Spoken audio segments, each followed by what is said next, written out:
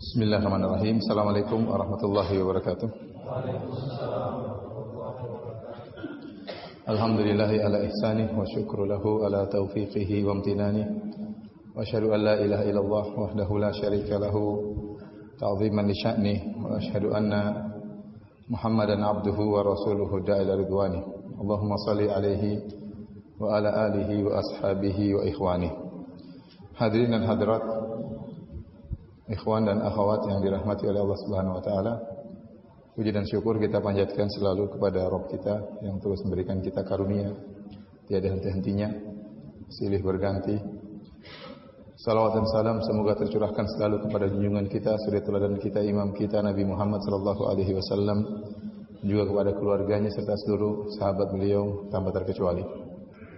Pada kesempatan kali ini kita akan bahas tentang bahaya ujub, ya, dan bentuk-bentuk ujub yang sebenarnya riya dan ujub, ya, adalah dua penyakit yang sangat berbahaya yang justru menyerang orang-orang yang saleh, yang bertakwa kepada Allah Subhanahu wa taala. Oleh karenanya Nabi sallallahu alaihi wasallam pernah bersabda tentang riya, akhwafu ma akhafu alaikum asyirkul asghar. Yang paling aku khawatirkan menimpa kalian adalah syirik kecil. Fasa'aluhu, mereka bertanya apa itu syirik kecil? Faqala ar-riya, kata Nabi, yaitu riya, beramal soleh untuk dilihat, untuk dipuji, untuk disanjung oleh orang lain. Terlebih lagi di zaman sekarang banyak sekali sarana seorang untuk bisa tampil, untuk bisa mencitrakan dirinya, untuk bisa men-share amal soleh yang dia kerjakan. Kalau para salaf dahulu mereka bersusah payah untuk menyembunyikan amal soleh mereka, orang-orang sekarang sebagian mereka justru bersusah payah untuk mencitrakan dirinya, berusaha payah untuk men-share, menyiarkan amal solehnya. Apa yang dia lakukan, dia share. Dia berbakti kepada orang tuanya, dia ceritakan, ya. Dia bersedekah, dia ceritakan. Dia umroh dan haji, dia pamerkan. Dia sayang kepada istrinya, dia share. Waktu ngomel istrinya tidak dia share. Ini penyakit riya, ya. Penyakit yang sangat berbahaya. Kelihatannya sepele tapi benar-benar menghancurkan amal soleh seseorang. Maka seorang bertakwa kepada Allah Subhanahu wa taala, menjauhkan segala hal-hal yang bisa menjerumuskan dia dalam riya. Semampu mungkin dia menyembunyikan amal solehnya. Semampu mungkin dia tutup lisannya untuk tidak menyebut-nyebut amal solehnya. Semampu mungkin dia tahan jarinya untuk tidak mengetik status-status yang mengisyaratkan tentang kebaikan dirinya. Yang lebih menyedihkan kita dapati sebagian orang, dia bahkan menukil pujian-pujian orang tentang dirinya. Apa maksudnya? Si fulan telah memujiku, si fulan telah memujiku. Kemudian dia nukil dalam Facebooknya atau dalam medsosnya, ya. Kalau ini bukan riya, apalagi yang namanya riya? Oleh karena seorang menjaga amalnya sebaik mungkin, hidup cuma sebentar, maksiat terus berjalan, dosa sudah pasti, amal soleh belum tentu diterima oleh Allah Subhanahu wa taala. Pembahasan tentang riya sudah sering dibahas oleh para asatidzah dalam kajian-kajian mereka. Pada kesempatan kali ini saya akan bahas penyakit berbahaya yang kedua, yaitu al-ujub. Yang sering riya bergandengan dengan ujub, menimpa seorang yang soleh, ya. Jadi penyakit ini, kedua penyakit ini, riya dan ujub, tidak menimpa para pelaku maksiat. Para pelaku maksiat apa yang mau riakan? Mau riak dengan khamarnya, ya. Mau riak dengan, ya, zinanya, mau riak dengan ribanya, tentunya tidak, ya. Tapi justru penyakit ini menimpa orang-orang yang rajin ibadah, yang rajin bersedekah, yang rajin salat malam, yang suka berdakwah, yang suka membantu dakwah,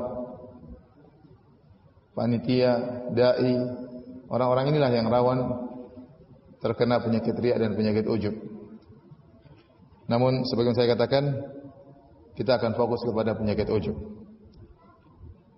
Syekhul Islam Ibnu Taimiyah rahimahullah taala dalam Majmu' Fatawa menyebutkan satu paragraf yang indah. Beliau berkata, "Wa katsiran ma yakrinun nasu bainar riya' wal ujub." Betapa banyak orang menggandengkan antara riya dan ujub. Dikata seakan-akan dua penyakit yang selalu bersamaan. Biasanya orang kalau riya, dia juga ujub. Wa katsiran ma yakunu nas bainar riya wal ujub. Betapa banyak orang-orang yang menggabungkan antara riya dan ujub. Fariya min babil isyraq bil khalqi wal ujubu min babil isyraq bin nafsi. Wa hadha halul mustakbir. Adapun riya, dua-duanya syirik ya, dua-duanya syirik kecil. Riya syirik kecil, ujub juga syirik kecil.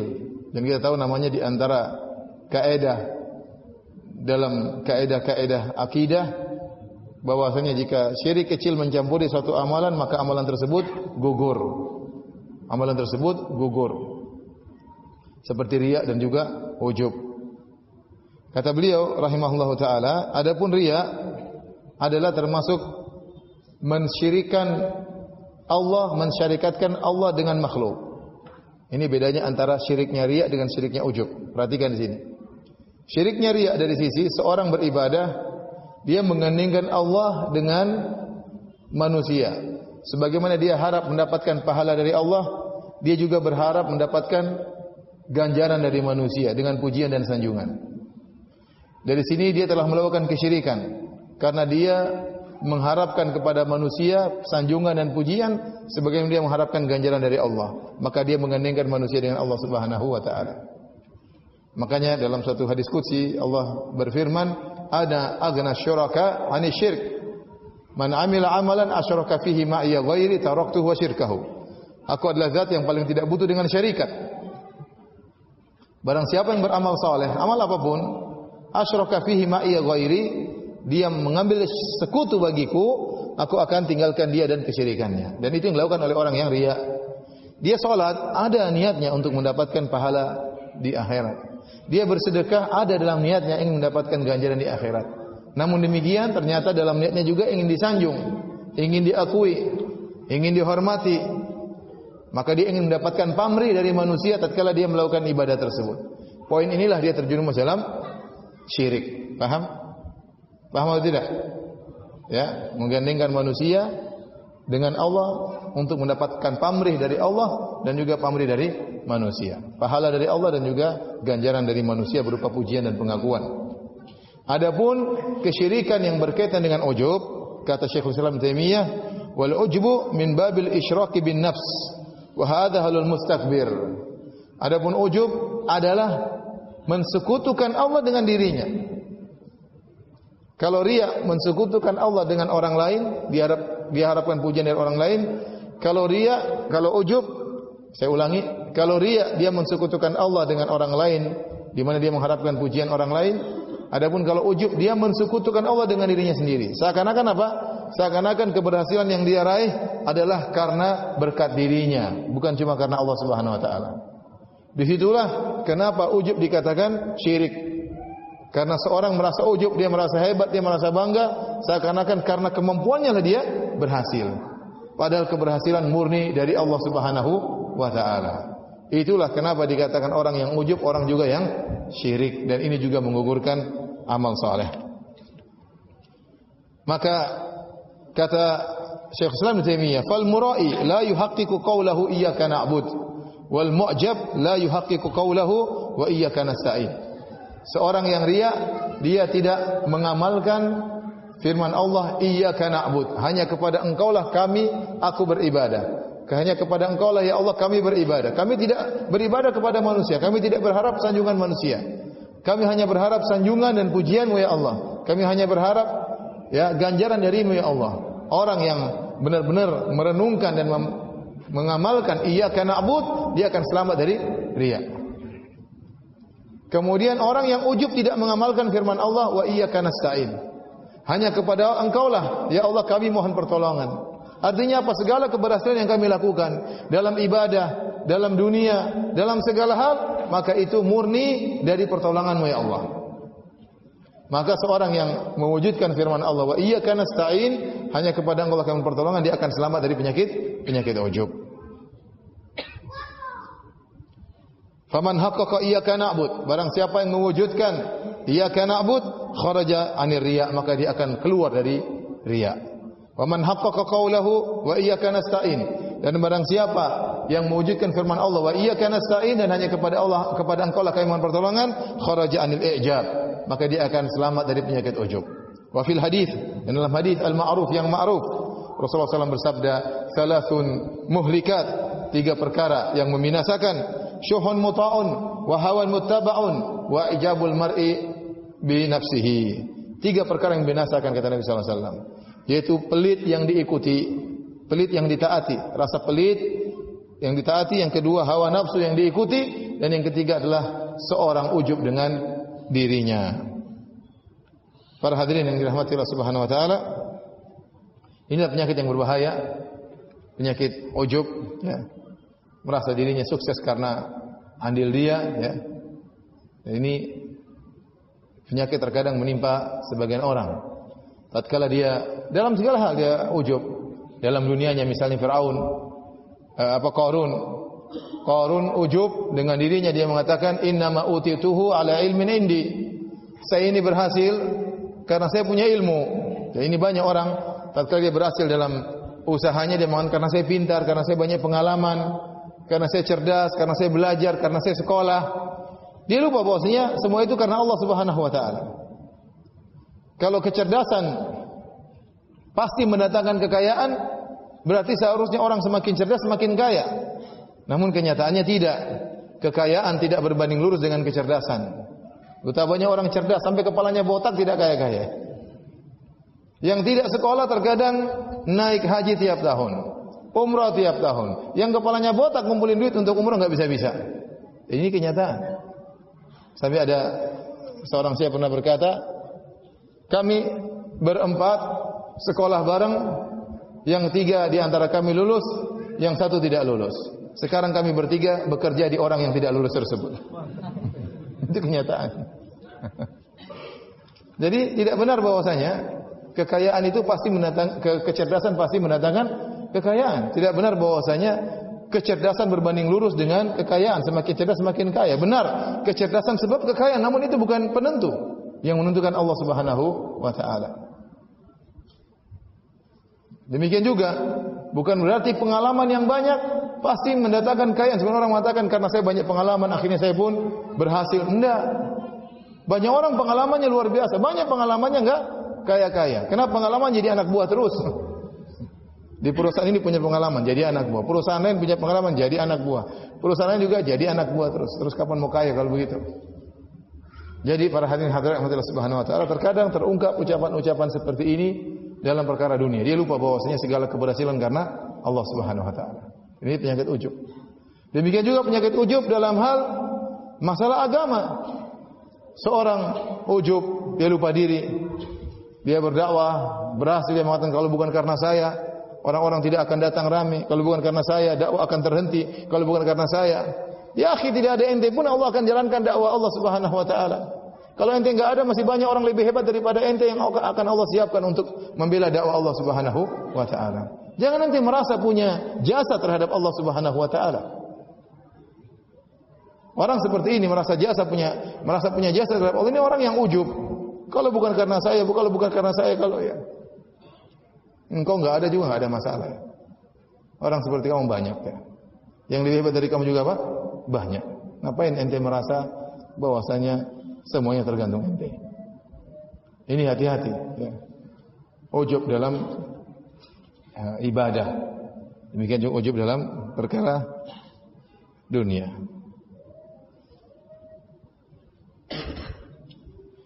Ujub bisa menggugurkan amal saleh.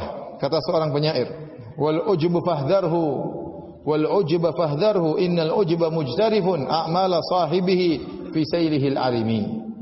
Jauhilah penyakit ujub. Sungguhnya penyakit ujub akan menggeret amalan pelakunya ke dalam aliran yang deras arusnya. Itu amal dia akan gugur gara-gara dia ujub. Dakwah yang selama ini dia kembangkan, dakwah yang selama ini dia pikul, kemudian dia merasa ujub, dia mengatakan, kalau bukan karena sayalah yang telah membabat alas, ya. Saya yang pertama kali, sayalah. Akhirnya pahalanya gugur.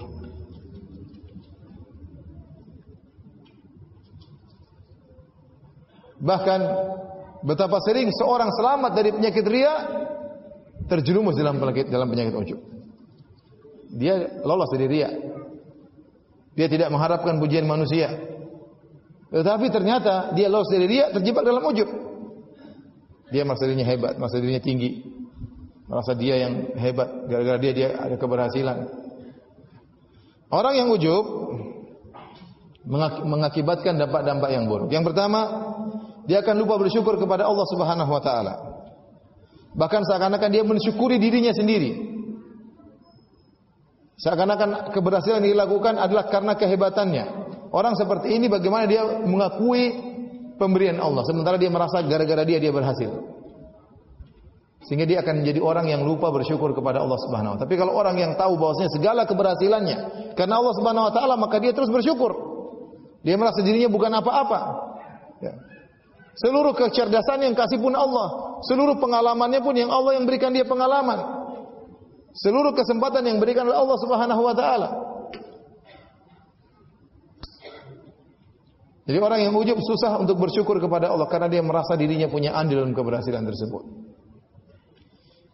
Yang kedua, orang yang merasa ujub atau terkena penyakit ujub, lenyap darinya sifat tunduk dan merendah di hadapan Allah yang telah menganugerahkan segala kelebihan dan kenikmatan kepadanya. Bahkan bisa jadi dia merasa berjasa dalam agama. Ini berbahaya. Dia tidak tunduk, dia merasa ya memang saya hebat ya. Beda kalau orang tahu dirinya penuh dengan kekurangan, terus dia berhasil. Kira-kira dia banyak berterima kasih atau tidak? Dia akan banyak berterima kasih. Ya. Kalau seorang misalnya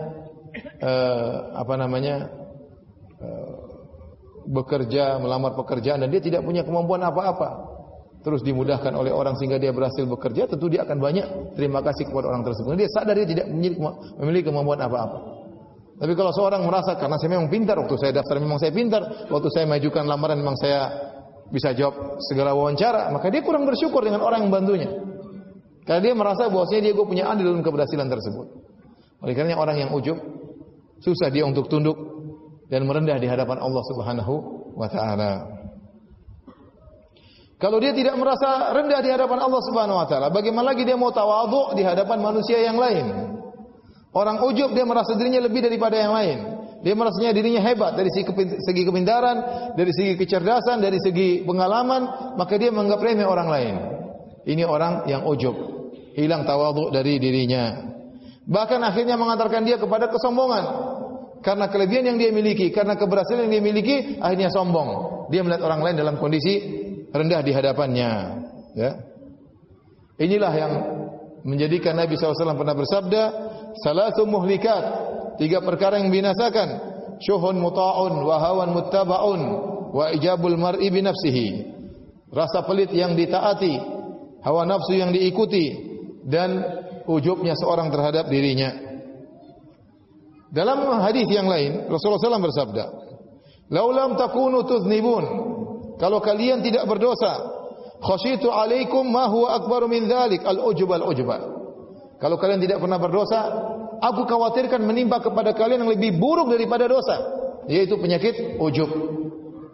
Penyakit ujub. Sampai Nabi mengulangi al-ujub al-ujba, penyakit ujub.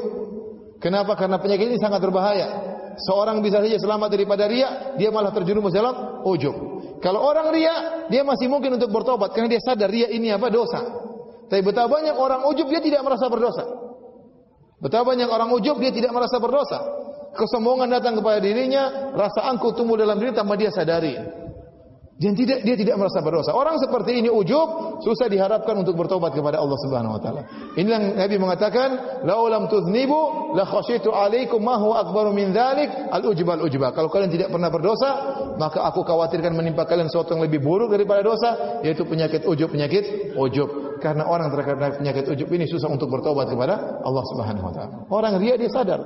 Betapa banyak kita ceramah tentang riya, langsung bilang, "Ustaz, saya dulu bangun ini karena saya riya. Ustaz, dulu saya sumbang masjid karena saya riya. Ustaz, bagaimana sumbangan saya?" Qadarullah. Gimana? Dia merasa, langsung dia tahu bahwasanya dia bersalah. Tapi banyak orang ujub tidak merasa dia ujub. Bahkan dia merasa dirinya tawadhu, bahkan dia merasa dirinya orang yang paling bertakwa kepada Allah Subhanahu wa taala. Maka ini yang dikhawatirkan oleh Nabi sallallahu alaihi wasallam. Ibnu Mas'ud pernah berkata, "Al-halaku fitnain, al-qunutu wal ujub." Kebinasaan itu ada pada dua perkara, yaitu putus asa dan ujub. Putus asa dan ujub.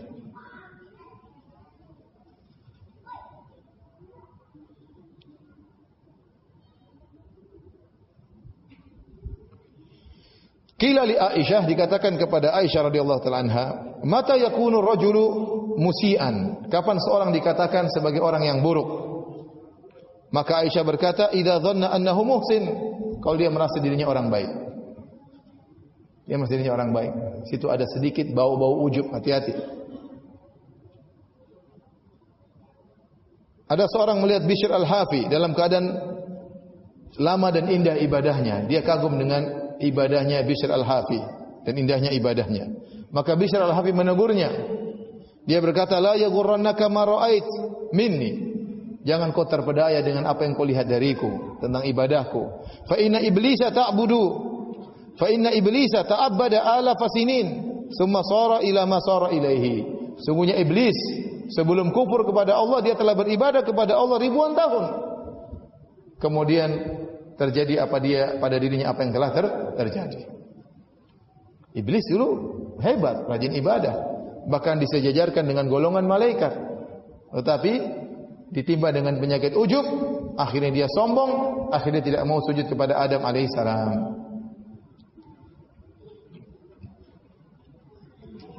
Hadirin dan hadirat yang mati Allah Subhanahu wa taala. Ini bisa jadi kata Ibnu Qayyim rahimahullah taala, seorang masuk surga karena dosa, dan bisa jadi seorang masuk neraka karena ketaatan. Kok bisa demikian? Seorang masuk surga karena dosa. Setelah dia berdosa, dia selalu ingat-ingat dosa tersebut. Dia selalu istighfar kepada Allah Subhanahu wa taala. Dia selalu kembali kepada Allah Subhanahu wa taala. Dia selalu takut dengan neraka jahanam. Dia takut dengan azab Allah Subhanahu wa taala. Rasa takut yang timbul dari dirinya, istighfar yang selalu mengalir di lisannya, ini mengantarkan dia kepada surga Allah Subhanahu wa taala. Dan bisa jadi seorang masuk neraka jahanam gara-gara ketaatan. Bagaimana bisa? Yaitu dia ujub dengan ketaatannya. Kalau dilihat orang bermaksiat, maka dia hina habis-habisan. Kok bisa seperti itu? Kok bisa? Dia ujub. Dia ujub. Ujub dengan sedekahnya, ujub dengan bacaan Qur'annya, ujub dengan salat malamnya. Dia ujub, merasa hebat dibandingkan yang lain. Ujub dengan dakwahnya, ujub dengan tulisannya. Banyak. Akhirnya ketaatan yang dilakukan, dakwah, salat malam, sedekah, ini mengantarkan dia kepada neraka jahanam. Waliyadzubillah. Oleh karena terkadang seorang rajin ibadah, benar-benar rajin, Allah mentakdirkan dia terjerumus dalam maksiat supaya dia tidak ujub, supaya dia sadar bahwa imannya lemah, supaya dia segera kembali kepada Allah Subhanahu wa taala. Kalau dia taat terus, bisa jadi dia lupa diri, merasa dirinya hebat, merasa dirinya luar biasa, merendahkan orang lain, merasa orang lain tidak ada yang seperti dia, terkenalah dia penyakit ujub. Syaitan tidak peduli menjerumuskan orang, apakah dengan riya, apakah dengan ujub. Oleh karenanya perjuangan melawan riya dan ujub ini sampai nafas terakhir. Disebut dalam satu riwayat, tatkala Al-Imam Ahmad bin Hanbal rahimahullahu taala akan meninggal dunia dalam kondisi sakit, tidak sadar tiba-tiba dia menolakkan tangannya demikian. Menolakkan tangannya demikian. Maka Imam Ahmad mengatakan, "La, tidak. Anaknya bertanya, "Wahai ayahanda, kenapa Anda mengatakan demikian?" Ya, kata Imam Ahmad rahimahullahu taala, "Tadi syaitan datang kepadaku, iblis datang kepadaku dan berkata, 'Futtani ya Ahmad.' kau telah menang dariku ya Ahmad. Kau telah lolos dari godaanku ya Ahmad. Kata Imam Ahmad, ba'du, belum. Selama Imam Ahmad masih hidup, dia belum merasa selamat dari godaan apa? Syaitan. Lihat, iblis ingin membuat Imam Ahmad ujub di akhir hayatnya. Bangga bahwasanya dia sudah selamat dari apa? Godaan iblis. Tapi Imam Ahmad tidak demikian. Dia bukan orang yang ujub. Maka Imam berkata, ba'du, belum. Jadi para hadirin, kita ini belum punya apa-apa sudah ujub. Belum berbuat apa-apa sudah ujub. Ada orang tanya, 2 kali saya ditanya, Ustaz, bagaimana saya bisa melawan penyakit ujub Ustaz? Ente ujub, ini emang ente punya apa? Bahasa Arab tidak bisa, hafalan Quran tidak ada, sedekah juga sedikit-sedikit, sama orang tua masih pelit. Terus apa yang mau diujubkan? Hah? Apa yang mau diujubkan? Apa jasa Anda terhadap Islam? Apa yang mau diujubkan? Bahasa Arab aja tidak bisa, mau sok ujub. Di Madinah saja anak kecil bisa ngomong Arab, tidak ada yang ujub. Subhanallah, orang rawan untuk ujub. Setan tidak peduli, dia menang menjatuhkan seorang dengan serangan riya atau dengan serangan ujub. Waliyadzubillah, hati-hati. Yang terpedaya dengan ibadah Anda. Iblis ribuan tahun beribadah kepada Allah sampai diangkat derajatnya sampai sejajar dengan malaikat. Sampai-sampai Allah berfirman, "Wa idz qulna lil malaikati isjudu li Adam fasajadu illa iblis." Tatkala kami berkata kepada para malaikat sujudlah kepada Adam, semuanya sujud kecuali iblis. Allah tidak berkata tatkala kami perintahkan malaikat dan iblis untuk sujud kepada Adam. Allah hanya berkata tatkala kami perintahkan malaikat untuk sujud. Seakan-akan iblis dalam barisan apa? Malaikat. Paham? Kenapa? Saking kuat ibadahnya. Namun dia ternyata ujub. Dia merasa tidak pantas untuk sujud kepada Adam. Dia merasa lebih tinggi daripada Adam alaihissalam. Maka dia pun dimasukkan dalam neraka jahanam setelah ribuan tahun beribadah kepada Allah Subhanahu wa taala. Maka jangan terpedaya, hati-hati. Hati-hati, ikhwan.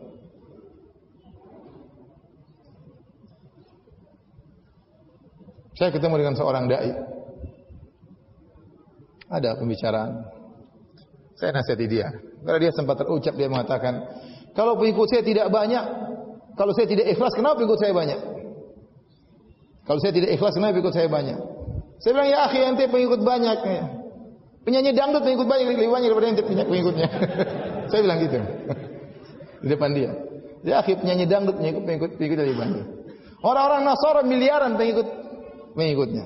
Mereka benar. Ada orang mungkin enggak ada yang kenal oleh manusia, lebih baik daripada kita. Ujub, terpedaya dengan dakwanya. Seakan-akan kalau pengikut banyak berarti apa? Dia benar. Enggak ya. Apa kata Nabi sallallahu alaihi wasallam?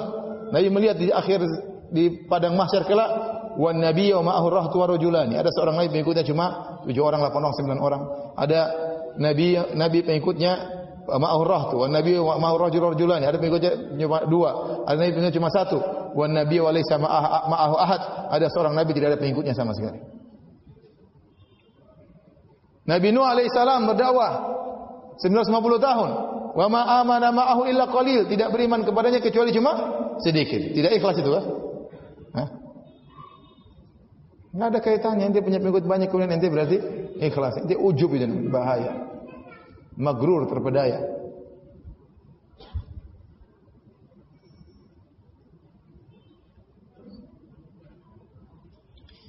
Al-Munawi, salah seorang ulama dari mazhab Syafi'i, dalam kitabnya At-Taisir, yaitu Syarah Al-Jami' As-Shaghir, dia berkata, di antara tanda-tanda orang yang ujub, contoh, tanda-tanda orang yang ujub. Pertama, orang yang heran, doanya kok tidak dikabulkan? Dia heran. Kok bisa doa saya tidak dikabulkan? Dia merasa seakan-akan doanya luar biasa, ketakwaan dan kesolehannya mengharuskan doanya dikabulkan. Dia merasa demikian. Dia merasa bahwasanya ketakwaan dan kesolehannya harus mewajibkan Allah untuk mengabulkan doanya. Ya akhi, Yakub alaihissalam dipisahkan oleh Allah dari Nabi Yusuf. Puluhan tahun dia berdoa. Kapan baru dikembalikan oleh Allah? Setelah puluhan tahun. Dia jauh lebih soleh daripada Anda. Anda cuma manusia biasa. Dia seorang Nabi. Ini kalau orang mengatakan, kok bisa doa saya tidak dikabulkan? Ini ujub berarti, ujub dengan amal solehnya. Seakan-akan amal soleh yang dilakukan sudah hebat, yang mengharuskan Allah untuk mengabulkan doanya.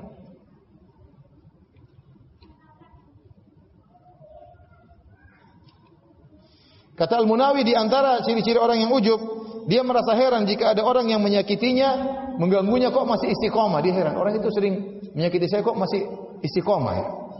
Seakan-akan kalau ada orang mengganggunya harus binasa, harus rusak, harus sesat. Dia merasa demikian. Kata Al-Munawi juga, kalau ada orang mengganggunya, terkadang terkena musibah, ada orang menyakiti dia, ada orang menjelek-jelekan dia, ternyata orang tersebut terkena musibah, kata dia, itu karomah saya. Lihat dia ganggu saya, dia terkena musibah. Ini ujub. Lihat nanti bagaimana matinya karena ganggu saya. Banyak orang ganggu Nabi, banyak orang menyakiti Nabi, banyak orang membunuh Nabi malah masuk Islam. Ya atau tidak? Bukankah dalam perang Uhud Nabi terluka, gigi Nabi patah, wajah Nabi berdarah, mereka ingin bunuh Nabi. Ternyata mereka kemudian masuk Islam, bahkan mati syahid. Banyak. Terus ada orang mengganggu ente, ente bilang dia pasti celaka nanti. Terus ente siapa? Emang ente wali pasti. Ente Nabi saja diganggu, tidak menjadikan orang yang mengganggu mati. Hidayah di tangan Allah, bukan di tangan ente. Azab di tangan Allah, bukan di tangan ente. Ente jangan ujub. Kemudian cerita-cerita sama orang, saya diganggu oleh orang, lihat matinya dia. Dulu 5 orang ganggu saya, lihat satunya mati ketabrak motor, satunya kena kesetrum kabel, satunya kebakaran ya. Orang kebakaran mati syahid ya.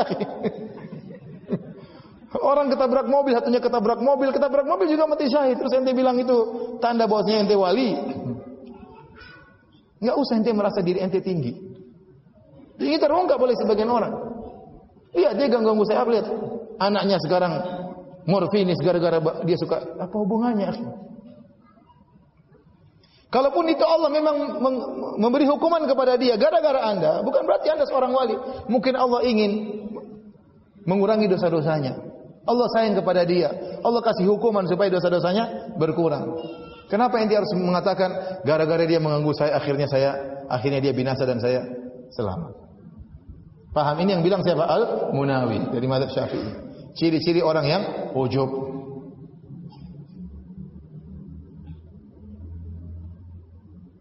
Baik. Pembahasan kita berikutnya, mengapa harus ujub? Kenapa Anda sih ujub? Kenapa ente ujub?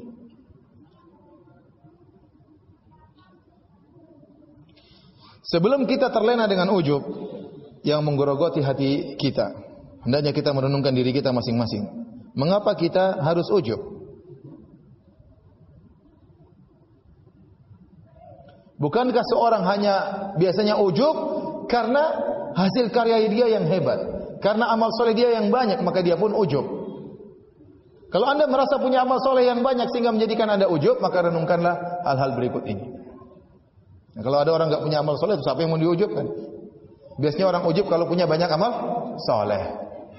Biasanya orang ujub kalau dia punya karya yang besar. Biasanya orang ujub kalau dia merasa punya jasa terhadap Islam. Biasanya orang-orang ini baru ujub, orang-orang seperti ini. Kalau Anda merasa punya jasa terhadap Islam, kalau Anda merasa bahwasanya amal Anda hebat, maka renungkanlah hal berikut. Yang pertama, sudahkah Anda yakin bahwasanya amal yang Anda lakukan selama ini diterima oleh Allah Subhanahu wa taala? Mana dalilnya amal Anda diterima? Belum tentu amal soleh yang Anda lakukan diterima. Bakti Anda kepada orang tua belum tentu diterima. Salat ibadah Anda belum tentu diterima. Anda yakin ikhlas selama ini? Belum tentu. Lihat ada orang disebutkan dia biasanya salat di saf pertama. Ternyata suatu hari dia terlambat, dia datang ke salat saf ke belakang, maka dia pun merasa malu. Kali ini dia salat di saf belakang. Tatkala dia merasa malu, terlambat datang salat di saf belakang, baru dia sadar bahwasanya selama ini berarti saya riya. Berarti saya di saf pertama itu ingin dipuji oleh manusia, makanya waktu saya terlambat, saya malu kepada manusia. Harusnya kalau dia ikhlas, dia malu kepada siapa? Allah Subhanahu wa taala, bukan malu kepada manusia. Saat itu dia sadar bahwasanya dia selama ini apa? Riya.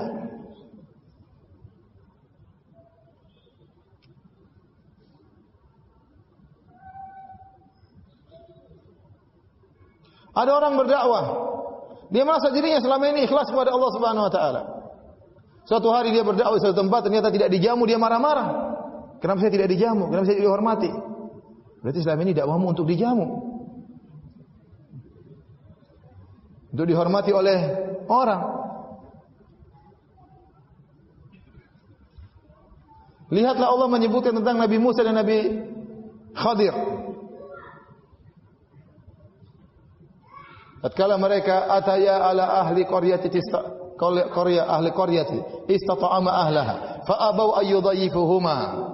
Tatkala mereka berdua datang kepada penduduk suatu negeri dan mereka minta untuk dijamu, fa abau ayyudhayifuhuma, maka penduduk negeri tersebut enggan untuk menjamu Nabi Musa dan Nabi Khadir.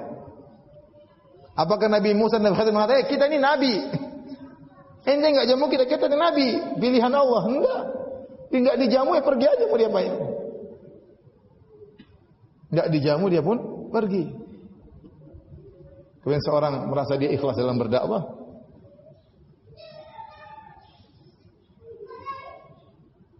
oleh karenanya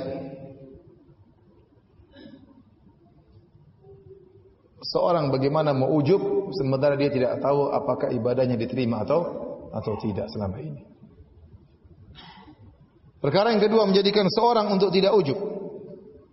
Kalaupun ibadahnya diterima, yang mau dia banggakan di hadapan manusia, di hadapan Allah Subhanahu wa taala. Kalaupun ibadah selama ini mungkin ikhlas, tapi bukankah banyak hal-hal yang bisa membatalkan ibadahnya, yang bisa membatalkan, menggugurkan amal solehnya? Oleh karena Ibnu Qayyim pernah berkata, "Laisa sya'nu fil amal, innama sya'nu fi hifdzil amal mimma yufsidu wa yuhbituhu."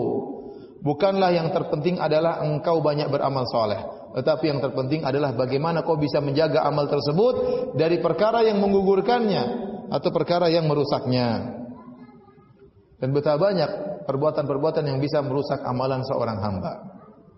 Contoh, Allah berfirman, "Ya ayyuhalladzina amanu la tubtilu shadaqatikum bil manni wal adha." Wahai orang yang beriman, janganlah kalian batalkan sedekah-sedekah kalian dengan mengungkit-ungkit dan menyakiti hati orang yang kalian bantu. Pertama dia sedekah terima, tapi dia ada marah, dia bilang, "Ente tidak tahu terima kasih. Saya dulu bantu ente, saya ini, saya ini, saya ini." Tersakitilah orang yang dibantu tersebut. Maka sedekah dia selama ini apa? Gugur. Atau dia sebut-sebut, dia ungkit-ungkit kepada orang tersebut.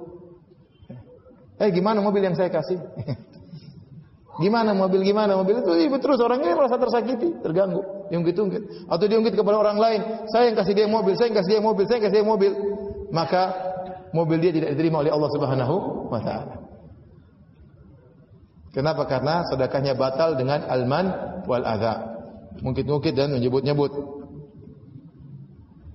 Contoh lagi amalan yang bisa menggugurkan pahala seorang, kata Allah Subhanahu wa taala, "Ya ayyuhalladzina amanu la tarfa'u aswatakum fawqa sautin nabi wa la tajharu lahu bil qaul kajahri ba'dhikum li ba'dhin an tahbata a'malukum wa antum la tash'urun." Wahai orang yang beriman, janganlah kalian mengangkat suara kalian di atas suara nabi dan janganlah kalian mengeraskan suara kalian di atas suara nabi sebagaimana sebagian kalian dengan yang lainnya. An tahbata a'maluhum, bisa jadi amalan kalian gugur, wa antum la tash'urun, dalam kondisi kalian tidak menyadari. Nah, kata para ulama di antara Ibnu Qayyim rahimahullah taala, kalau seorang mengeraskan suara di atas suara Nabi, itu saja bisa menggugurkan amal dia, bagaimana lagi orang yang mengedepankan akalnya daripada hadis Nabi sallallahu alaihi wasallam. Bagaimana orang yang membuang hadis Nabi kemudian mengikuti hawa nafsunya, mengikuti tradisinya, mengikuti perkataan nenek moyangnya. Dia buang hadis Nabi sallallahu alaihi wasallam, bagaimana amalnya tidak gugur.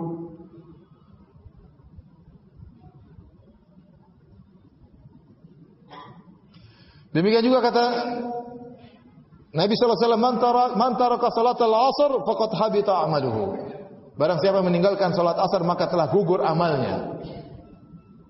Contoh lagi, tatkala Zaid bin Arqam melakukan transaksi dengan cara riba al-ainah, maka Aisyah radhiyallahu taala anha menegurnya dengan berkata, "Kabarkan kepadanya, innahu qad abtala jihadahu ma'a Rasulillah sallallahu alaihi wasallam illa ayatub." Katakan kepada dia, Zaid bin Arqam yang pernah berjihad kepada Nabi, sungguhnya gara-gara dia melakukan praktek riba, maka jihad dia yang pernah dia lakukan bersama Nabi gugur, kata Aisyah radhiyallahu anha.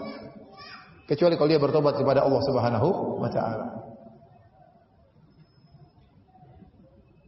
Oleh karenanya kita belum tentu yakin bahwasanya amal kita bisa diterima oleh Allah Subhanahu wa taala. Bisa jadi kita melakukan hal yang menggugurkan amal saleh kita. Seorang selama ini berbakti kepada orang tuanya, selama ini dia berbuat baik kepada karib kerabatnya, terus dia ungkit-ungkit di kemudian hari. Dia sakiti hati mereka, maka gugur sedekahnya. Bisa jadi seorang melakukan amal saleh, kemudian setelah itu dia cerita sana sini, dia ria, dia pamerkan, dia banggakan, maka gugur amalnya.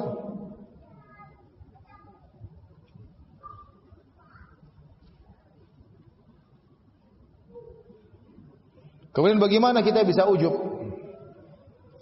Sementara yang menjadi penilaian di sisi Allah adalah tentang hati dan keimanan seorang.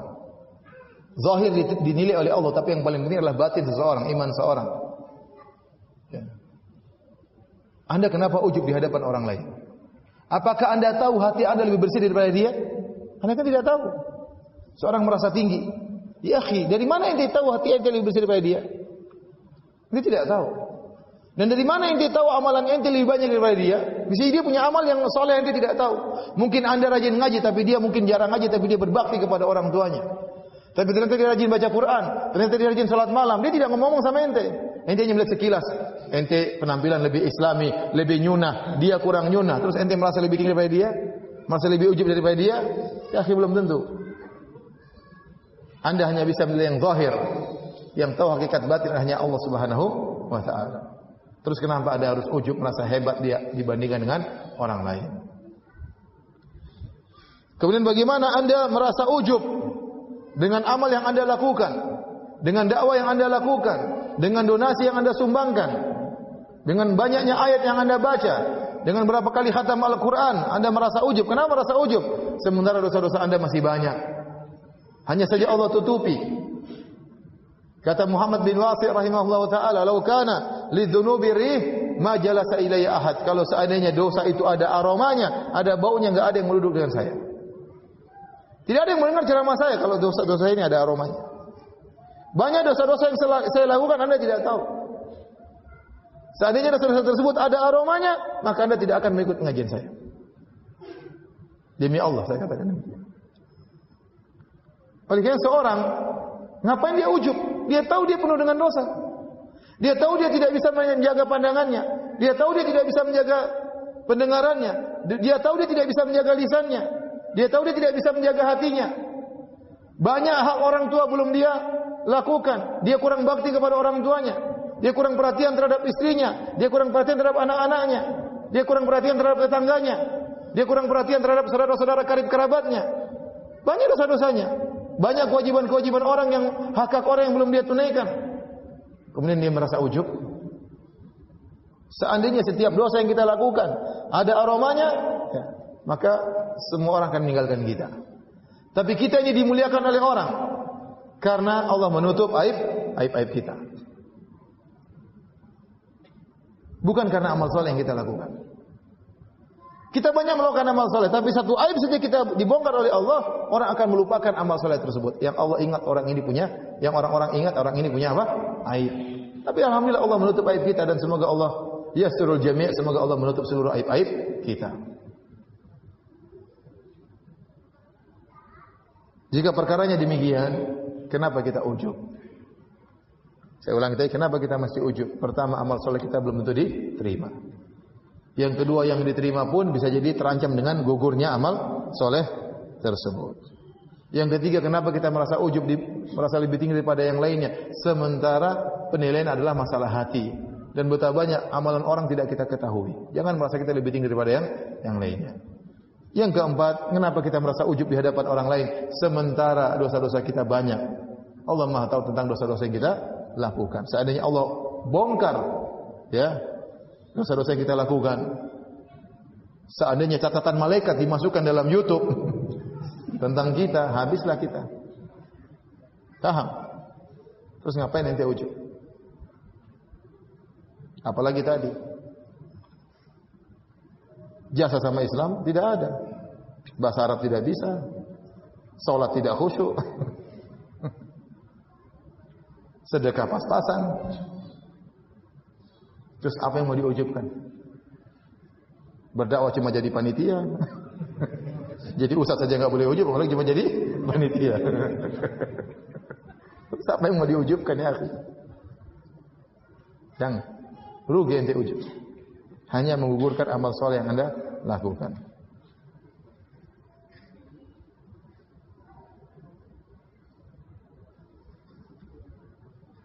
Para hadirin dan hadirat yang dirahmati Allah Subhanahu wa taala. Iblis senantiasa berusaha menjauhkan anak cucu Adam dari amal saleh dan menjerumuskan mereka dalam beragam kemaksiatan. Dengan tujuan agar anak-anak Adam bisa menemaninya di neraka jahanam. Enggak enak tinggal sendiri di neraka. Harus bawa teman. Betapa banyak orang melakukan maksiat, dia tidak ingin sendiri, dia ingin punya teman. Agar yang tercela bukan dia sendiri.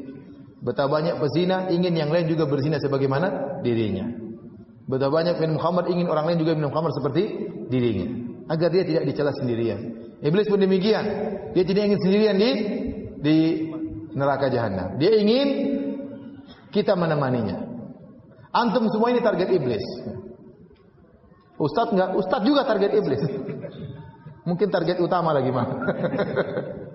Semua orang target iblis. Tidak ada yang lepas lolos dari target iblis. Nanti semua target. Iblis sudah mengirimkan pasukannya untuk menggoda antum. Seluruhnya tanpa terkecuali. Ya. Tapi kalau antum ikhlas, antum tidak riya, antum tidak ujub, antum bisa selamat dari godaan iblis. La'aghwiyannahum ajma'in illa ibadaka minhumul mukhlasin. Aku akan sesatkan mereka seluruhnya ya Allah, kata iblis, kecuali hamba-hambamu yang ikhlas, yang selamat dari riya dan selamat dari ujub. Kalau iblis berusaha menjerumuskan orang dalam maksiat, iblis berusaha menjauhkan dia dari amal soleh. Ternyata orang ini tidak bermaksiat, malah rajin beramal soleh. Iblis serang dengan cara yang lain. Ini rajin amal soleh, tidak apa-apa. Rajin ibadah, tidak apa-apa. Rajin dakwah, rajin sedekah, rajin jadi panitia, rajin tulis status di Facebook, rajin nge-share. Iya, kita iblis ingin serang dia dari penyakit ujub dan apa? Dan riya. Yang penting amal dia gugur. Mau dia beramal, mau dia donasi 1 miliar, 2 miliar, kalau dia riya, selesai. Enggak ada nilainya. Enggak ada nilainya. Ya akhi, bagaimana ente mau riya ya akhi? Baru sedekah cuma 2 juta sudah riya. Saya ketemu dengan orang jalan dengan saya, sedekah sampai berapa? 8 miliar. Disebut namanya dia marah. Bukan 2 juta ya akhi, bukan. Berapa miliar? 8 miliar.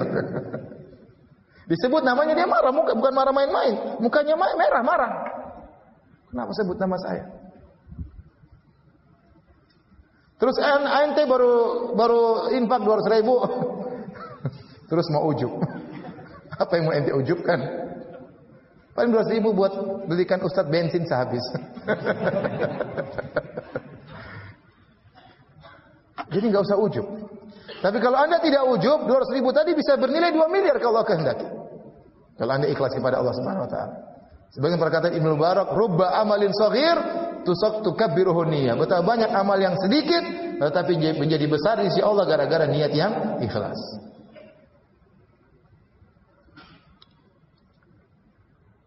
Dulu waktu saya awal-awal dakwah ya, terkadang penyakit ujub atau sering penyakit ujub menimpa saya. Tapi bisa sampai di Madinah, masuk di kuliah hadis waktu itu. Subhanallah. Semua orang pandai bahasa Arab, saya tidak pandai bahasa Arab. Kalau gurunya mau nanya, saya sembunyi supaya tidak ditunjuk. Ini saya cerita kebenaran. Sampai akhirnya saya minta turun. Saya tidak mampu kuliah di kuliah hadis. Saya minta rekomendasi dari seorang profesor, bukan untuk naik tapi supaya diturunkan ke kelas persiapan bahasa. Karena saya merasa tidak mampu. Saya belajar setahun penuh. Setelah itu saya masuk lagi kuliah hadis kedua kalinya. Saya ketemu dengan orang-orang rata-rata hafal Quran. Bukan cuma Quran yang mereka hafal, bahkan syair-syair Arab mereka hafal. Bahkan mereka bisa membuat senandung syair langsung, mereka bisa. Luar biasa. Baru saya tahu ternyata diri saya sangat apa? Kecil. Orang itu ujub kenapa? Karena kurang melihat yang lainnya. Merasa dirinya paling hebat, katak dalam tempurung, jagoan kampung ya. Tapi kalau dia lihat keluar, lihat orang banyak hebat, dia tahu diri ternyata dia tidak ada apa-apanya. Tidak ada apa-apanya. Ya akhi, saya dulu punya teman sekamar orang Sudan. Setiap jam 3 dia bangun, saya tidak tahu. Pokoknya saya bangun sebelum subuh, dia sudah sholat malam. Saya dengar jam 3 dia sudah bangun sholat malam. Tiap hari. Dan dia sekamar dengan saya. Selalu dia di saf pertama, jadi sebelum subuh mungkin setengah jam dia sudah pergi ke masjid sholat malam. Apa sudah selesai sholat malam, pergi di saf pertama. Subhanallah, pas dia mau pulang ke tanah airnya, dia kasih surat sama saya. Dia bilang Firanda, dia tahu saya tidak bangun malam. Dia udah pergi baru mungkin saya bangun. Dia kasih surat sama saya. Coba ini orang rajin sholat malam, orang ini hafal Quran, orang ini luar biasa, orang ini. Dia bilang, Firanda, jangan kau buka kecuali kau di pesawat. Subhanallah. Iya, saya jalan. Saya pulang ke tanah air, dia juga pulang ke tanah airnya. Di pesawat saya buka suratnya. Apa isinya? Kira-kira apa? Ente enggak pernah bangun malam. Enggak. Itu orang ujub itu. Apa isinya? Kata dia, ya akhi Firanda. Ya. Saya harap kau doakan saya. Ya, itu doain saya, doain ente. Tapi ente doain saya. Dia tidak merasa ujub. Dia puji-puji saya, kemudian dia minta doa saya, jangan lupa doakan saya. Subhanallah. Ini ada orang seperti ini tidak ujub. Ente baru salat malam sekali-sekali itu pun terlambat. Sudah ujub. Allah musta'an. Itulah kita karena kurang pergaulan. Jauhan kampung. Antum sangka semua orang buruk, cuma ente yang soleh. Masih banyak orang-orang hebat. Masih banyak orang tidak terkenal dia punya jasa sama Islam luar biasa. Tidak mesti orang yang terkenal itu yang terhebat. Uwais Al-Qarani tidak ada yang kenal dia. Tapi Nabi mengatakan kepada Umar, mintalah agar dia memohonkan ampunan bagimu. Umar pesan-pesan kalau orang dari Yaman datang, apakah afikum Uwais Al-Qarani minal Qaran? Apakah ada Uwais datang dari Qaran Al-Qarani? Tidak terkenal, bahkan sebagian orang mengejek dia. Ternyata dia sangat mulia di sisi Allah Subhanahu wa taala. Ini tidak perlu ujub dengan apa yang Anda miliki. Syaitan kalau tidak berhasil menjerumuskan orang dalam kemaksiatan, maka syaitan berusaha menjerumuskan orang tersebut dalam riya atau penyakit ujub. Kata Ibnu Al-Mubarak rahimahullahu taala, "Wala a'lamu fil musallin syai'an syarran minal ujub." Aku tidak tahu keburukan yang paling buruk yang terdapat pada orang-orang yang soleh seperti keburukan ujub. Artinya bahaya karena ujub ini menimpa orang-orang yang rajin ibadah. Dulu para sahabat pernah terkena penyakit ujub dalam perang Hunain. Ujub dalam perkara duniawi. Ya. Allah berfirman, "Laqad nasarakumullahu fi mawatin katsira wa yawma Hunainin idza ajabatkum kathratukum falam tughni ankum syai'an wa dhaqat 'alaykumul ardu bima rahabat thumma wallaytum mudbirin." Kata Allah Subhanahu wa taala, sungguh Allah telah menolong kalian wahai kaum mukminin di medan peperangan yang banyak, dalam banyak medan pertempuran. Namun tatkala perang Hunain, tatkala kalian ujub dengan jumlah kalian. Karena para sahabat dalam perang Badar menang 300 lawan berapa? 1000. Dalam perang Khandaq juga 2000 lawan 10.000, seluruh kabur. Ya. Kemudian dalam Fatu Makkah para sahabat datang hanya menaklukkan kota Makkah. Kali ini dalam perang Hunain jumlah mereka banyak 12.000 orang. Nah, kalau biasanya mereka sedikit saja menang, apalagi jumlahnya apa? Banyak. Tatkala itu mereka tertimpa ujub. Dalam sebagian riwayat ada seorang berkata tatkala perang Hunain, "Lan nuglabal yauma min qillah." Kita tidak akan kalah karena kita banyak sekarang ini. Fasyaqqa dzalika 'ala Nabi sallallahu alaihi wasallam. Maka perkataan orang ini menjadi berat bagi Nabi sallallahu alaihi wasallam. Ini orang kenapa mengatakan demikian? Berarti dia tidak bersandar kepada Allah, bersandar kepada jumlah. Berarti dia merasa keberhasilan bukan karena Allah, tapi keberhasilan karena diri mereka sendiri. Inilah ujub. Merasa keberhasilan, merasa kesuksesan adalah dirinya sendiri.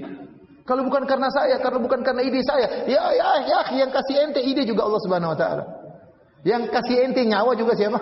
Allah Subhanahu wa taala. Yang kasih ente kecerdasan Allah Subhanahu wa taala.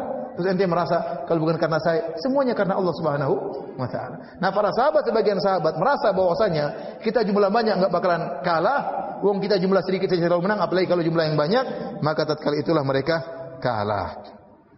Kata Ibnu Qayyim rahimahullah taala, Dengan hikmah Allah, Allah menjadikan kaum muslimin merasakan pahitnya kekalahan. Padahal jumlah pasukan lebih banyak, persiapan lebih kuat. Hal ini agar Allah menundukkan diri mereka yang sombong. Ya. Lihatlah bagaimana Nabi SAW tatkala Fatu Makkah. Rasulullah SAW datang ingin menaklukkan kota Makkah. Rasulullah dengan penuh tawadhu. Rasulullah SAW naik ontanya atau naik di atas kudanya sampai Rasulullah SAW merendahkan tubuhnya sampai dagunya hampir mengenai pelana kudanya atau pelana ontanya. Beliau tawadhu. Tidak kemudian dengan bangganya, ayo, ini Muhammad, saya tidak. Beliau dengan penuh tawadhu menaklukkan kota Mekah. Setelah mereka hilang rasa ujub mereka dan mereka tahu bahwasanya kemenangan bukan dari jumlah yang banyak, baru Allah menangkan mereka dalam perang Hunain. Tapi di awal peperangan mereka kalah. Di awal peperangan mereka kalah.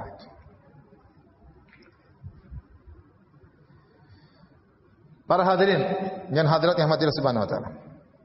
Di antara hal-hal yang bisa membantu kita untuk menolak ujub agar kita tidak ujub. Yang pertama, gampang sih tahu diri itu aja, tahu apa? Tahu diri. Jangan sok pintar, jangan sok berhasil, jangan sok berjasa, jangan sok yang paling punya andil, enggak usah lah.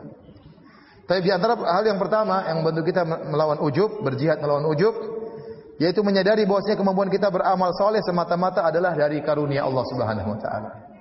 Kita bisa beramal soleh karena karunia Allah Subhanahu wa taala. Allah berfirman, "Walaula fadlullahi 'alaikum wa rahmatuhu ma zaka minkum min ahadin abada, walakinnallaha yuzakki man yasha." Kalau bukan karena karunia Allah dan kasih sayang Allah, maka tidak seorang pun dari kalian yang suci, yang soleh. Tetapi Allah menjadikan soleh, menjadikan suci siapa yang Allah kehendaki. Anda bisa ikut pengajian, Anda bisa sholat, Anda bisa mengikuti sunnah. Ya, semuanya karena Allah Subhanahu wa taala. Betapa banyak orang yang kecerdasannya seperti Anda. Betapa banyak orang ekonominya seperti Anda. Ya, tapi mereka tidak mendapatkan hidayah.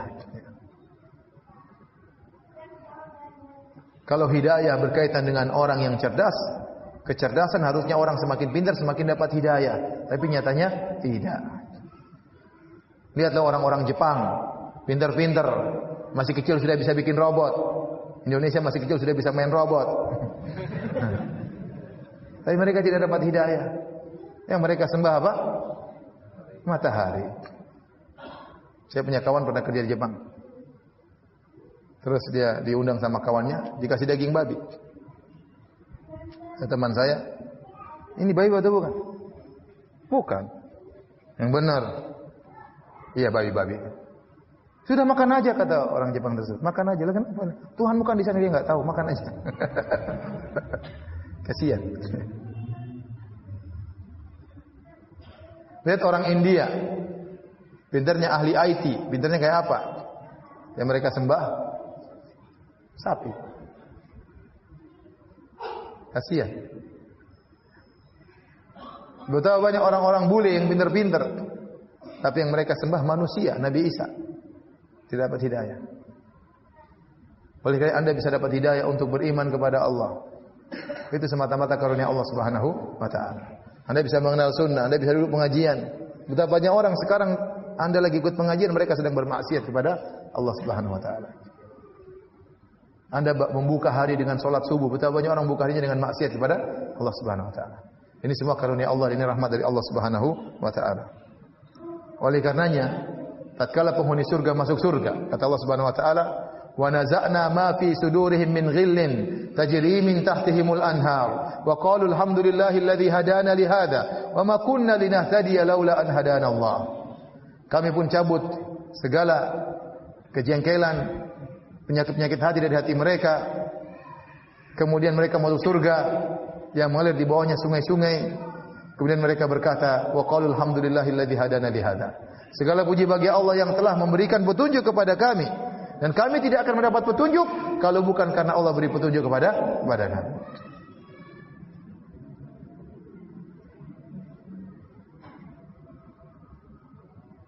Nabi SAW waktu perang Khandaq, Nabi SAW mengangkat pasir untuk menggali Khandaq sampai tubuhnya penuh dengan tanah. Nabi kemudian menyebutkan syair dengan berkata, Wallahi laulallah mahtadaina wala tasaddaqna wala sallaina. Demi Allah, bukan karena Allah kami tidak bakalan bisa dapat petunjuk, dan kami tidak bisa bersedekah, dan kami tidak bisa salat. Ini sebab yang pertama yang membuat kita bisa melawan ujub. Kita yakin bahwasanya kemudahan ibadah yang kita lakukan semuanya murni karunia dari siapa? Allah Subhanahu wa taala. Terkadang tidak ada sebab yang membuat kita bisa dapat hidayah, tapi Allah kasih hidayah. Saya ceritakan ya, sederhana ya. Saya dulu di keluarga tidak ada yang sholat. Keluarga saya nggak ada yang sholat. 5 waktu nggak ada. Saya pun tidak ada pikiran mau jadi ustaz. Nggak ada. Terkadang saya lihat televisi, lihat orang tawaf di Ka'bah, ada sholat di Masjid Haram. Saya pun tidak berdoa, ya Allah mudahkan saya haji, karena saya tahu saya tidak mungkin haji, nggak ada duit. Tetapi alhamdulillah, dan saya yakin itu murni karunia dari Allah Subhanahu wa taala. Tentu ada sebab-sebab, tapi sebab-sebabnya kecil dibandingkan dengan hasil yang Allah berikan sehingga saya dengan karunia-Nya bisa berhaji, bisa tinggal di Madinah, bisa beribadah dengan penuh kekurangan yang saya miliki. Tapi saya yakin itu benar-benar karunia dari Allah Subhanahu wa taala. Dan sebaliknya betapa banyak orang sebab hidayah di depan matanya begitu banyak, namun tidak dapat hidayah. Ya, ada orang tinggal di Madinah, sudah tinggal di Madinah, di kota Madinah, banyak ulama, dia tidak mau ikut pengajian. Ada seperti itu orang Arab. Yang orang sini mungkin nangis ingin tinggal di Madinah. Dia nangis ingin pergi ke puncak. Hidayah di tangan Allah. Di tangan Allah Subhanahu wa taala. Orang-orang munafik apalagi kurang sebab hidayah. Salat ke masjid, dengar ceramah Nabi, lihat akhlak Nabi, lihat mukjizat Nabi, tidak dapat hidayah. Makanya kalau antum dapat hidayah, hati antum tergerak pada kebaikan, yakinlah semua itu dari siapa? Karunia dari mana? Allah Subhanahu wa taala semata. Jangan bilang karena saya cerdas, karena saya mencari, karena saya tidak usah. Itu karena Allah Subhanahu wa taala. Sebab yang Anda lakukan bukan penentu. Benar ini sebab, tapi dia bukan penentu Anda dapat hidayah. Yang Anda dapat hidayah adalah Allah Subhanahu wa taala. Kemudian di antara hal yang membantu kita untuk tidak ujub, yaitu kita tahu bahwasanya ibadah yang kita lakukan itu tidak sebanding dengan keagungan Allah, tidak sebanding dengan apa yang Allah kehendaki. Kita sadar kalau kita salat kita penuh dengan kekurangan. Bagaimana kita mau bangga dengan salat kita? Nabi SAW saja setelah salat apa yang dia doa pertama kali? Astaghfirullah, astaghfirullah, astaghfirullah. Kata para ulama bukan Nabi dosa, tidak. Nabi salatnya pasti khusyuk. Tetapi Nabi tahu bahwasanya salat yang dia lakukan ini tidak sebanding dengan seharusnya yang dia serahkan kepada Allah yang Maha Agung. Harusnya ibadah harus lebih hebat daripada Nabi tidak mampu. Maksimal Nabi demikian salatnya, sudah khusyuk luar biasa, tapi tidak sebanding dengan keagungan Allah Subhanahu wa taala. Maka setelah salat dia mengatakan astaghfirullah, astaghfirullah, astaghfirullah. Nah, kalau kita memang harus istighfar karena waktu salat pikiran kemana-mana. Barang hilang ketemu di salat. Utang orang baru ingat tatkala di salat. Kunci ketinggalan ingat di salat. Subhanallah. Jadwal hari ini ingat pas tatkala salat subuh, tatkala salat isya, evaluasi hari ini. Repot. Makanya kalau kita habis salat apa? Astagfirullah. Karena memang kita salatnya enggak beres.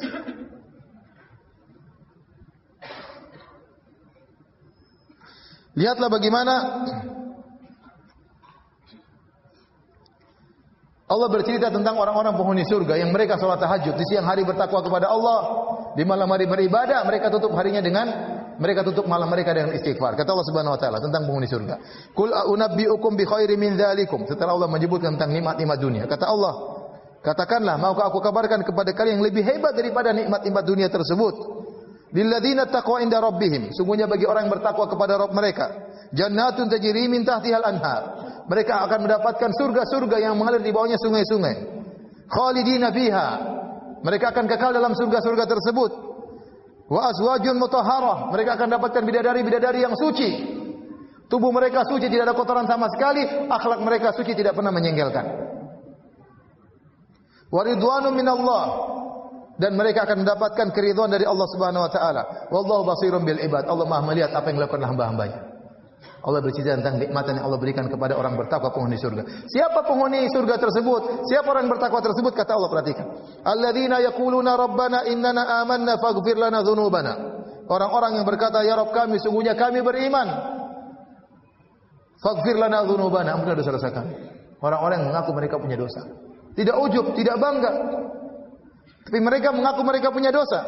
Wa qina adzabannar, yang takut kepada neraka jahanam, jauhkanlah kami dari neraka jahanam. Siapa mereka?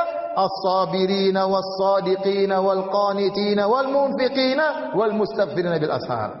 Mereka adalah orang-orang yang sabar, orang-orang yang imannya kuat, mereka taat kepada Allah, mereka infak kepada Allah Subhanahu wa taala, dan mereka salat malam di akhir salat malam, wal-mustaghfirina bil ashar, mereka beristighfar kepada Allah. Justru mereka tutup salat malam mereka dengan istighfar, bukan ujub. Oh, saya salat malam hari ini, yang lain pada tidur. Enggak. Mereka tutup salat malam mereka dengan apa? Istighfar. Mereka tahu apa yang mereka lakukan ini belum pantas sebenarnya untuk diserahkan kepada Allah Subhanahu wa taala. Mereka tidak ujub. Siang hari mereka beribadah, malam hari mereka beribadah, namun tetap mereka beristighfar kepada Allah Subhanahu wa taala.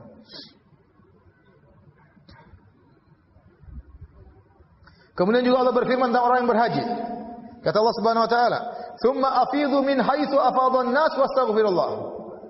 Allah berbicara tentang orang yang sudah wukuf di padang Arafah, yang sudah datang dari jauh, menghabiskan biaya, menempuh ribuan kilometer, meninggalkan pekerjaan, meninggalkan keluarga, meninggalkan anak-anak. Ya, akhi, tidak gampang safar jauh-jauh ya. Saya kemarin waktu hajian, saya bikin jadwal. Nanti saya ngisi di Masjid Nabawi dari tanggal sekian sampai tanggal 20 September. Saya sudah booking tiket. Pergi tanggal 30 Juli, pulang 20 September. Saya berangkat, hari keberangkatan saya, begitu sampai di bandara, tahu-tahu istri saya video call. Anak saya yang paling kecil, Abdul Razak, umur 4 tahun, nangis. Habis pengajian kok nggak pulang-pulang, kata. Hari itu juga saya mau pulang, kalau ada pesawat saya mau pulang. Maksud saya susah orang meninggalkan anak, meninggalkan istri, apalagi meninggalkan istri-istri, berat. Kemudian dia mengeluarkan duitnya. Saya haji gratis. Bagaimana orang-orang yang keluar apa? Duitnya, meninggalkan pekerjaan. Kemudian haji reguler dengan setengah semuanya. Kemudian pergi sampai di padang Arafah berdoa menangis-nangis dengan pakai kain ihram, dengan panas yang terik. Sehingga membuat hawa panas, berdoa kepada Allah. Apakah setelah mereka ujub merasa telah berjasa begitu luar biasanya? Ternyata tidak. Kata Allah, "Tsumma afidhu min haitsu afadhan nas." Maka hendaklah kalian pergi beranjak meninggalkan padang Arafah, wastaghfirullah, dan istighfarlah. Setelah dari padang Arafah Allah suruh berapa? Beristighfar. Jangan ente merasa bangga sudah wukuf di padang Arafah. Allah suruh beristighfar. Saya ingat ada seorang syekh cerita, saya sudah merasa berkorban untuk Islam luar biasa. Saya turun di Afrika, kemudian berjalan dengan perjalanan yang jauh, berkilo-kilo melintasi hutan, melintasi rawa, saya merasa saya telah berkorban luar biasa. Sampai di tengah hutan, saya dapati misionaris, sudah ada perempuan sudah bertahun-tahun di situ. Sudah berdakwah juga, ternyata masih kalah hebat.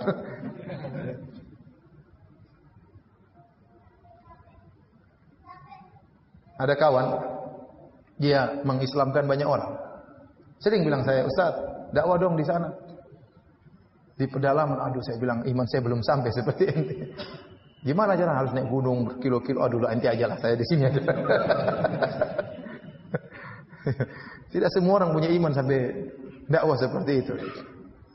Kemudian dakwahi orang-orang masuk Islam, mendakwahi orang-orang yang pelaku zina, dia datang, dia panggil untuk didakwahi. Sampai dia cerita satu hari dia mendakwahi para pezina. Dia cerita, dia dakwah. Lagi sedang berdakwah, terus ada perempuan di antara PSK minta izin, "Ustaz, izin Ustaz." "Kenapa?" "Ada langganan Ustaz." Berat kalau saya mungkin ngamuk, langganan lagi pengajian. Jadi kita ini apa yang sudah kita korbankan, tidak ada apa-apanya dibandingkan orang-orang hebat. Orang-orang tulus, ikhlas, berdakwah di pedalaman, enggak ada yang kenal, enggak ada yang mungkin yang menghargai mereka. Kita di kota santai. Pengajian ramai di mana-mana, orang menghargai, di servis dan macam-macamnya. Senti mau ujub apa yang mau diujubkan.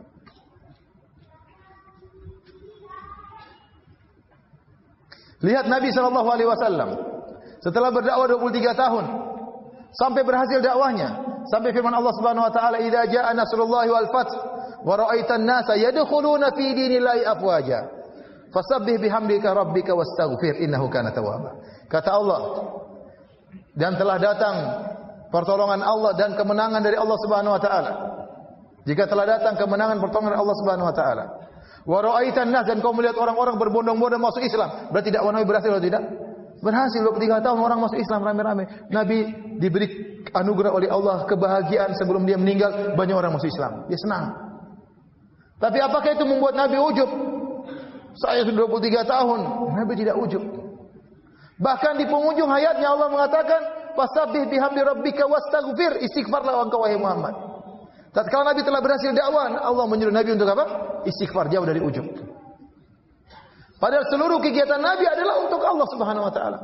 Tidaklah Nabi duduk, tidaklah Nabi berdiri, tidaklah Nabi makan, tidaklah Nabi minum, tidaklah Nabi bergerak, tidaklah Nabi marah, tidaklah Nabi menangis kecuali karena Allah Subhanahu wa taala. 23 tahun dengan berbagai macam ujian dan cobaan. Itu pun Nabi SAW tidak ujub, bahkan Nabi istighfar kepada Allah Subhanahu wa taala. Ini ada orang baru berdakwah berapa tahun sudah, kalau bukan saya, kalau bukan saya, kalau bukan karena saya yang pertama kali, saya yang ini, saya yang ini. Ya akhi, tahu dirilah ente. Kalau anda dimasukkan dalam rel dakwah, bersyukurlah kepada Allah. Bukan untuk anda ujub, tapi anda bersyukur kepada Allah. Anda termasuk dalam bagian dakwah. Kalau anda tidak ada juga nggak ada masalah. Masih banyak Allah akan siapkan ansarullah, penolong-penolong Allah yang akan menggantikan anda. Jangan pernah anda merasa punya jasa terhadap Islam. Baik. Hadirin dan hadirat yang hadirat subhanahu wa ta'ala, itu tadi di antara hal-hal yang bisa membantu kita untuk tidak ujub. Hati-hati, ujub itu sangat erat dengan apa? Kesombongan. Saya akan bacakan berbagai macam model-model ujub. Tadi kita sudah singgung, ujub karena amal soleh, ujub karena dakwah, ujub karena salat, ujub karena donasi sebagai donatur. Orang ujub karena amal soleh. Ada ujub karena tadi jumlah yang banyak seperti yang menimpa sebagian sahabat tatkala perang Hunain.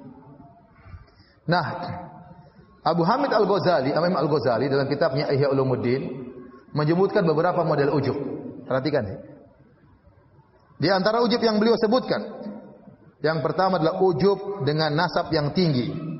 Sebagaimana ujubnya Al-Hashimiyah, yaitu ujubnya Ahlul Bait. Ujub dengan apa? Nasabnya yang tinggi. Kata Imam Al-Ghazali, sebagian mereka menyangka dapat selamat dengan kemuliaan dan mendapat ampunan dengan nasabnya. Dia merasa dia keturunan Nabi, pasti selamat. Dia merasa dia keturunan Nabi, dia pasti dapat ampunan. Dan sebagian mereka menyatakan bahwa seluruh manusia adalah budak-budaknya. Ingat, ini Imam Ghazali bercerita tentang sebagian Ahlul Bait. Tentunya tidak semua seperti ini. Ahlul Bait banyak yang soleh, ya. Tapi maksudnya ini sebagian Ahlul Bait yang terpedaya, yang menyangka karena nasabnya tinggi, mentang-mentang keturunan Nabi, dia merasa bahwasanya dia pasti masuk surga, dia pasti dimaafkan, dia merasa yang lain adalah budak dia. Kata Imam Ghazali, obat ujub ini adalah ia mengetahui bahwa jika ia menyelisih perbuatan dan akhlak leluhurnya, dan meskipun dia menyelisih akhlak leluhurnya, dia menyangka dia akan ikut serta dengan leluhurnya masuk surga, maka ini orang yang jahil. Jika ia meneladani Nabi SAW, tentu dia tahu bahwasanya ujub adalah perkara yang tidak disukai oleh Nabi SAW. Ujub bukanlah akhlak dan perangai Rasulullah SAW. Tetapi akhlak dari leluhurnya, dari Nabi SAW adalah rasa khauf, takut, merendahkan diri, tawadhu, menghormati manusia, mencela nafsu dan jiwa mereka. Sungguh para leluhur mereka dari Ahlul Bait sebelumnya, Nabi dan Ahlul Bait yang lainnya, telah mencapai kemuliaan dengan ketaatan dan ilmu serta akhlak-akhlak yang terpuji. Mereka tidak pernah meraih kemuliaan hanya dengan sekedar nasab. Maka hendaknya ia orang yang memiliki nasab tinggi ini menjadi mulia dengan perkara-perkara sebagaimana yang menjadikan leluhur mereka dahulu juga mulia dengan perkara-perkara tersebut.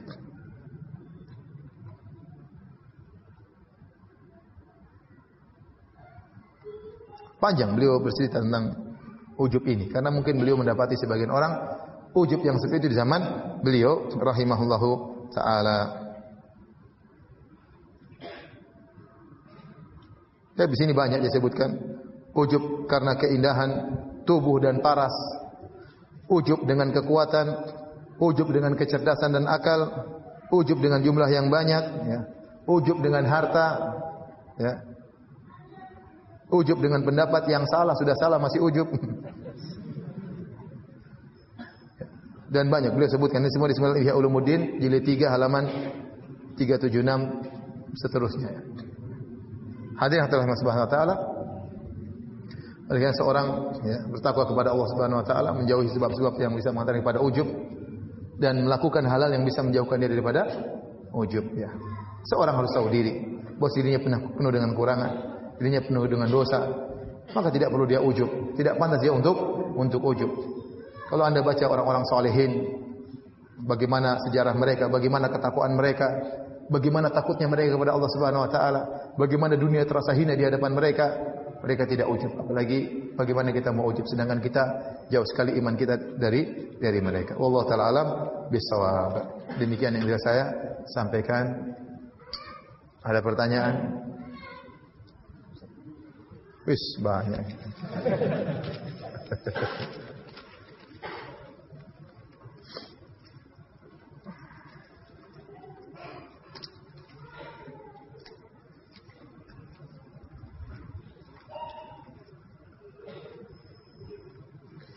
Saya pernah memberi suatu barang kepada orang, tapi justru yang tersebar malah barang itu diberi dari orang lain, bukan saya. Terus saya ungkapkan yang sebenarnya kalau itu barang dari saya. Apakah yang saya lakukan itu ujub? Riya kali, bukan ujub ya. Jadi kita kasih sedekah sama orang, yang sampai tersebar di orang-orang bahwasanya yang kasih sedekah bukan kita, tapi teman kita, yang mungkin yang nganterin. Saya jadi gelisah, gatal pengen kasih tahu. Itu yang kasih itu saya, bukan dia gitu. Apakah ini riya?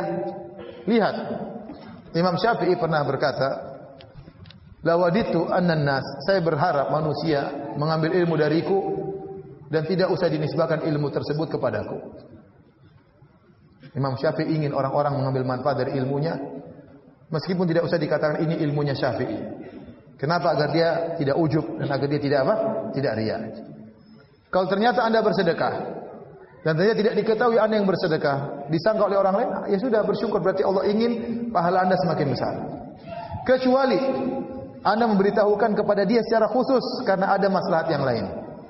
Karena di antaranya kalau Anda beri sedekah, kata Nabi, tahadu tahabu. Kadang kita kasih sedekah gitu sama kita, sedekah atau bukan sedekah apa, hadiah, agar dia semakin cinta kepada kita, itu tidak mengapa. Kalau ada tujuannya agar dia tidak suudzon kepada kita, agar dia menjadi sayang kepada kita, tidak apa kita sebutkan. Sebenarnya yang kemarin itu bukan dari dia, itu dari saya. Tapi tidak usah Anda tulis di status. Sebenarnya yang saya kasih itu dari saya, bukan dari dia. Tulis status Facebook ngapain? Cukup dia saja yang tahu. Tapi kalau tidak ada masalah tertentu, lebih baik orang lain enggak usah tahu. Biarin aja orang menyangka dari orang lain. Hanya Allah yang tahu. Kata Nabi SAW, man istata'a minkum an yakuna lahu khabi'un min amalin shalih falyaf'al. Barang siapa yang mampu untuk memiliki amal soleh yang tersembunyi, maka lakukanlah.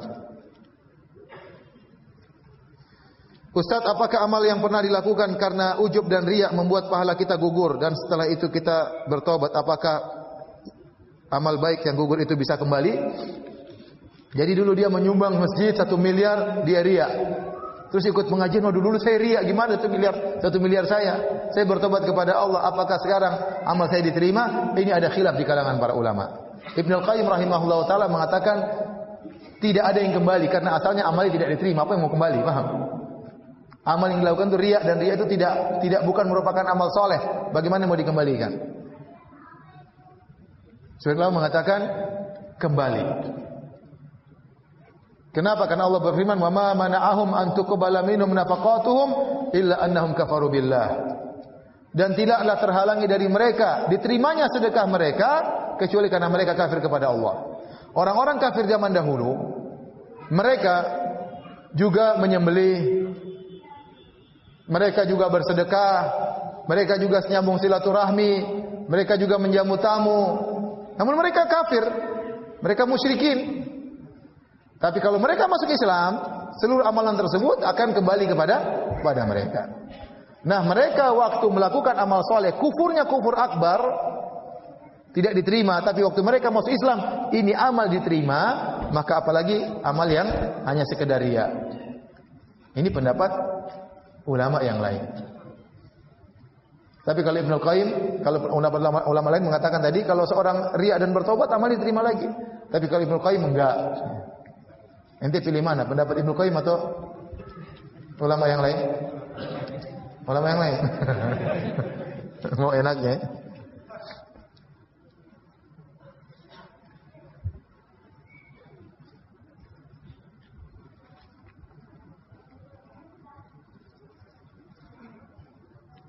Ustaz, saya seorang pendakwah di sosmed, khususnya Instagram. Metode dakwah saya yakni mengikuti kajian sunnah lalu memfoto pemateri kajian tersebut, lalu diselingi dengan inti kesimpulan kajian. Kemudian saya upload di Instagram story, agar teman-teman saya yang tidak kajian bisa dapat ilmu juga. Saya khawatir dan gundah, apakah metode dakwah saya ini benar? Apakah dakwah ini diterima? Karena masih ada sedikit-sedikit unsur riya. Dia ngaku sendiri.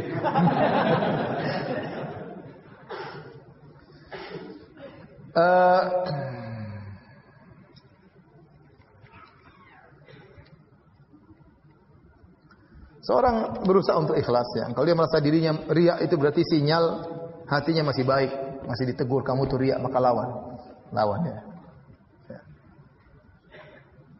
Mudah-mudahan tidak mengapa. Mudah-mudahan tidak mengapa.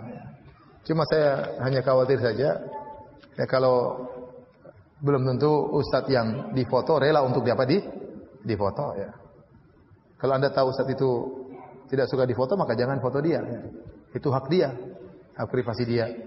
Maka jangan foto dia. Tapi kalau Anda tahu ustadz itu tidak mengapa, karena masalah foto ada khilaf, ustadz itu membolehkan foto ya, maka mudah-mudahan tidak mengapa. Wallahu alam bisawab, yang lebih baik adalah minta izin.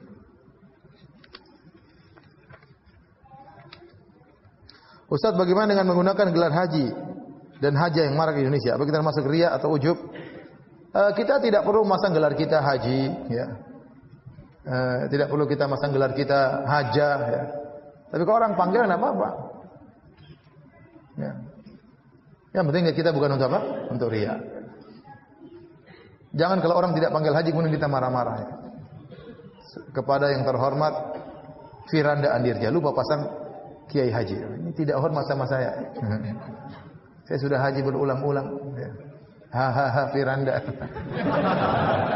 Kenapa dia tidak sebut huruf hanya di situ? Tidak menghargai saya. Kalau itu riya seperti itu.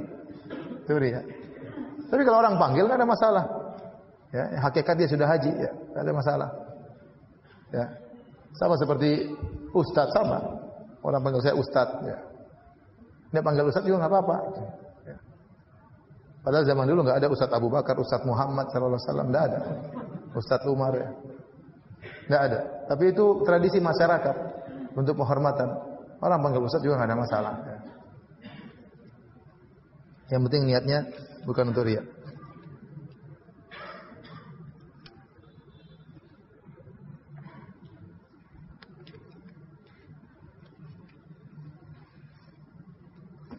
Apakah berfoto bersama ustaz dan mempostingnya di Instagram termasuk ujub?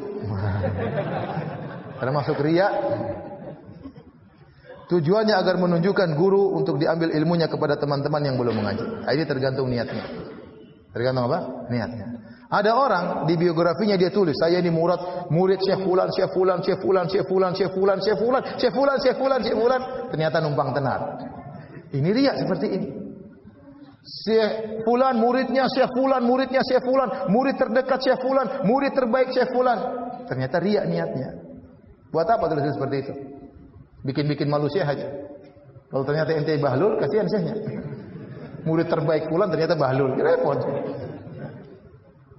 Tapi kalau niatnya sekedar, sebaiknya enggak usah, Nah, Anda juga demikian. Ada orang riya dengan, oh saya dekat dengan Ustaz fulan, saya dekat dengan Ustaz fulan. Terus kalau ente sudah dekat, terus ente soleh gitu maksudnya. Saya temannya Ustaz fulan.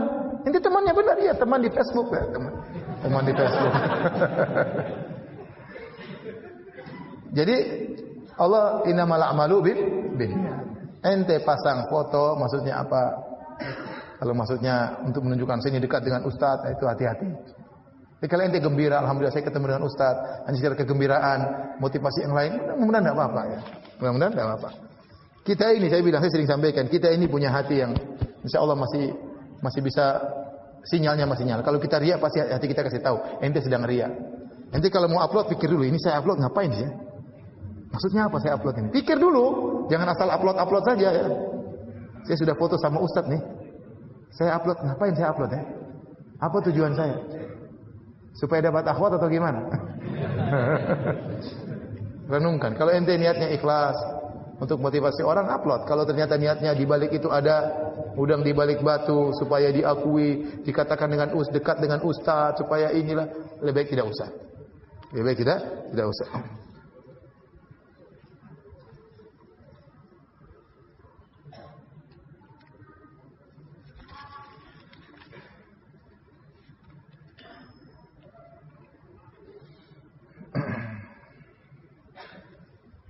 Apakah orang yang infak untuk masjid dengan menyebut namanya termasuk kategori riya? Soalnya lingkungan masjid saya sering disebut fulan berinfak sekian. Tidak harus itu riya, tapi itu sarana sangat mudah menjatuhkan orang dalam apa? Riya. Bisa jadi orang menyebutkan si fulan berinfak sekian juta supaya motivasi yang lain. Ya. Tapi tidak usah sebut semuanya. Si fulan, ya, Abdullah berinfak 20 juta. Oh. Abdurrahman 100.000, kasihan Abdurrahmannya. Padahal dia ikhlas banget tadi 100.000 itu. Itu sudah kerjaan sehari 100.000 tadi. Dia malu 20 juta terus 100.000. Kalaupun harus sebut, tidak semuanya harus disebut. Karena itu sebab besar untuk riya dengan nyebut-nyebut jumlah nominal. Saya kasih tahu sama DKM, tidak usahlah semuanya disebutkan. Kalau Anda ingin motivasi, sebut 1-2 orang aja yang memang jumlahnya besar agar yang termotivasi. Kalau orang tersebut takut riya, enggak usah sebut namanya. Ada hamba fulan di antara jemaah kita nyumbang 20 juta. Allahu Akbar, enggak apa-apa. Karena bagaimanapun manusia lemah. Hamba fulan, kapan sebut nama saya? Kapan sebut? Hati ini lemah ya, akhi, lemah. Apalagi pengajian ikhwan dan akhwat. Sebut namanya, akhwat siapa itu? Siapa itu?